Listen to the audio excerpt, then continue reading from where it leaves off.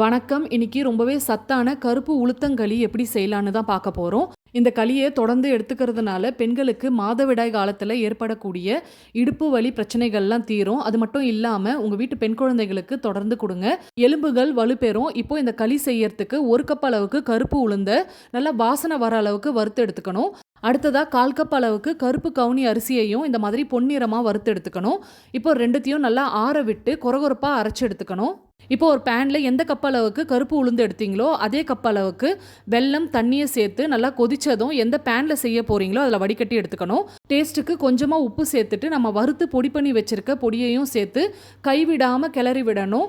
அடுப்பு லோ ஃப்ளேம்லேயே இருக்கட்டும். கொஞ்சம் கொஞ்சமாக நெய் சேர்த்து கிளறி விடணும். இந்த களியை நல்லெண்ணெய் சேர்த்து தான் செய்வாங்க. நல்லெண்ணெய் வாசனை பிடிக்காதவங்க நெய் கூட சேர்த்துக்கலாம். களி நல்லா திக்கானதும் ஃபைனலாக கொஞ்சமாக நெய் சேர்த்து இறக்கணும்னா ரொம்பவே சத்தான கருப்பு உளுத்தங்களி ரெடி. ட்ரை பண்ணிவிட்டு ஃபீட்பேக் சொல்லுங்கள். பாய்.